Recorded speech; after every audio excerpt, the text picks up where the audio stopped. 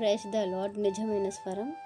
July 17, 2026 Holi prayer home సంఘం వారి అనుదిన వాగ్దాన పరిచర్య.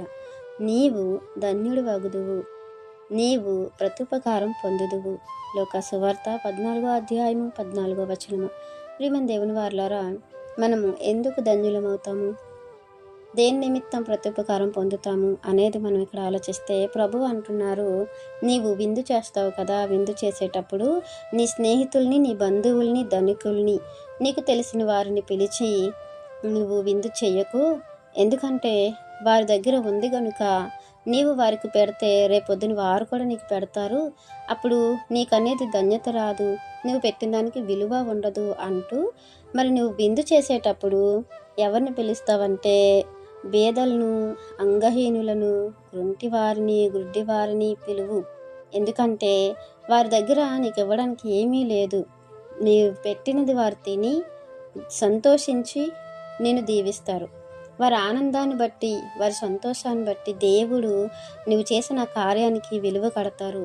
ఆ విలువకు ప్రతిఫలము పునరుద్ధాన దినమందు పరలోకంలో నీకు ఇస్తారు అనేది ప్రభు మనకు తెలియపరుస్తున్నారు. మనకు కలిగింది మనం ఎవరికైనా పెడతాము. ఆ పెట్టిన వారు మనకు తెలిసిన వారై ఉండకూడదు. వారి దగ్గర ఉంటే వారు మనకు ఒక దినాన్ని పెడతారు. అప్పుడు రెండు సమానమవుతాయి. మనం చేసిన దానికి విలువ ఉండదు, గుర్తింపు ఉండదు. అయితే మనం ఏది చేసినా దేవునికి మహిమకరంగా చెయ్యాలి. దేవునికి మహిమకరంగా అది కలగాలి, దేవునికి మహిమ రావాలి అంటే దేవుడు ఎవరికి చేయమంటున్నారో, ఎవరికి చేస్తే నీ యొక్క కార్యానికి, నీ సహాయానికి, నీ ధర్మముకు విలువ ఉంటుందో వాళ్ళకే చెయ్యాలి. మనకు ఇవ్వకుండా వారు మనల్ని ఆశీర్వదిస్తారు, వాళ్ళు సంతోషపడతారు, వారు తృప్తి పొందుతారు. ఆ తృప్తి అనేది దేవుడికి ఇష్టమవుతుంది, వారి సంతోషం అనేది దేవుడికి ఇష్టమవుతుంది. మనం చూసుకున్నట్లయితే సామెతల గ్రంథము 19వ అధ్యాయము 17వ వచనంలో, బేదలను కనికరించువారు యెహోవాకు అప్పిచ్చువారు, వాని ఉపకారమునకు ఆయన ప్రత్యుపకారం చేస్తారు. అంటే ఇప్పుడు మనం ఏ సహాయం చేసినా, ఏ కార్యము చేసినా మనతో సమానంగా ఉన్నవారికి చేస్తే వారు మనకి మరల ఇస్తారు. కానీ బేదలకు చేస్తే వారు మనకి ఇవ్వలేరు గనుక దేవుడే మనకిస్తారు అనేది ఇక్కడ తెలియపరుస్తూ ఉన్నారు.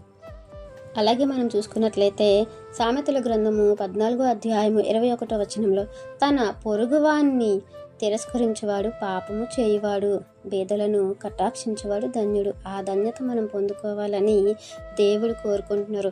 మన బంధువుల్ని, స్నేహితుల్ని, మనకు తెలిసిన వారికే మనం ఆతిథ్యం ఇవ్వకూడదు. అయితే నీ పొరుగు వారిని తిరస్కరించొద్దు, అది నీకు పాపం అవుతుంది. వారిని ప్రేమించు, వారిని ఆదరించు, అలాగే వారికి సహాయం చేయు, అలాగే ఏమీ లేని వారిని కటాక్షించు, నీవు ధన్యుడు అవుతావు.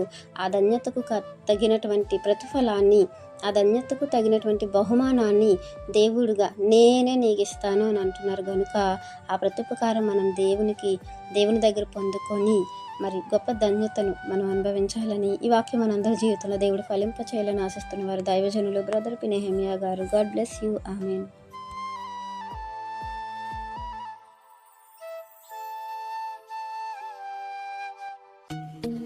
Hi friends, Holi prayer home Gajuwaka సంగమ వారు మాట్లాడిన విలువైన దేవుని సందేశములను మీరు వినటానికి మా యొక్క యూట్యూబ్ ఛానల్ హోలీ ప్రేయర్ హోమ్ను సబ్స్క్రైబ్ చేసుకొని పక్కనున్న బెల్ ఐకాన్ క్లిక్ చేయగలరు.